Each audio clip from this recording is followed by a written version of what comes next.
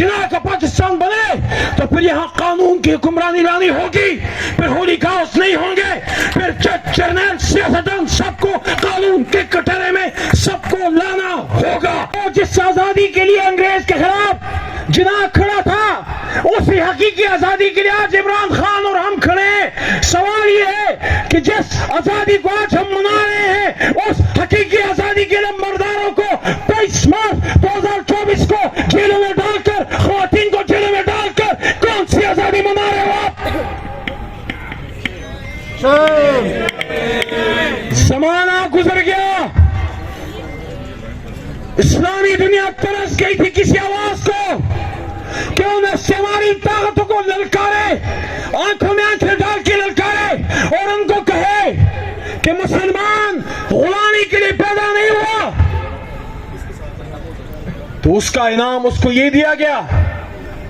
अगर इमरान खान ने अमरीकी इस्तेमाल को एब्सोल्युटली नॉट कहा था, ये वही बात है जो जिना ने वायसराय हिंद को कहा था।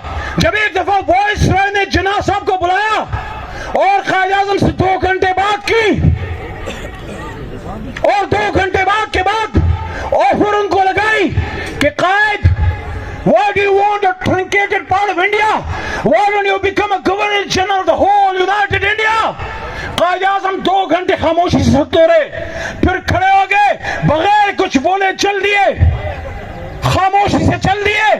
वायसराय ने पीछे से आवाज लगाई कि mister Jinnah, at least say something, answer me।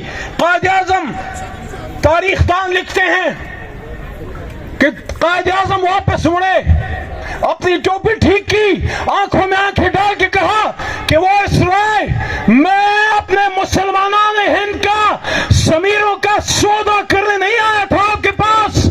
तो वही बात इमरान खान ने कही कि एब्सोल्युटली नॉट, नहीं दूंगा पाकिस्तान की एक इंच जमीन भी तुम्हें।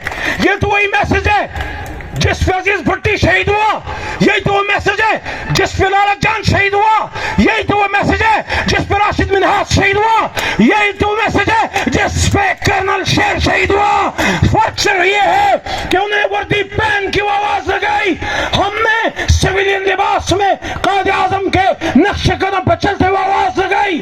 अगर हम समझते हैं, आखिरी 1 मिनट, अगर हम समझते हैं कि जिना ठीक था, क्योंकि ठीक था, तो फिर आज वो बात गलत कैसे हो गई?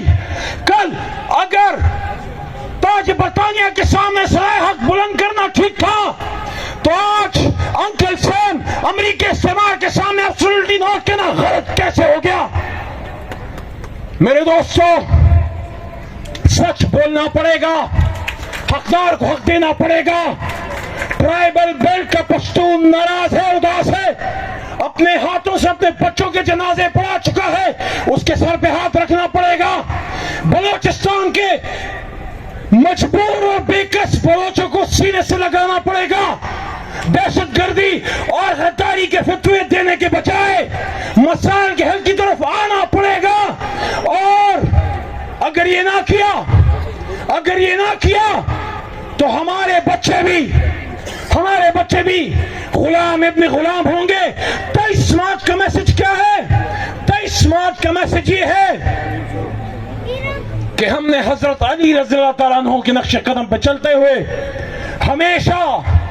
हमेशा जुल्म के खिलाफ आवाज उठानी होगी। अगर ये आवाज हम उठाते रहे तो पाकिस्तान का पैगाम, 47 का पैगाम जिंदा रहेगा। आज हमारे बच्चे हमसे पूछते हैं कि जो बात जिना ने की वो बात इमरान खान कर रहा है, तो फिर इमरान खान जेल में क्यों है?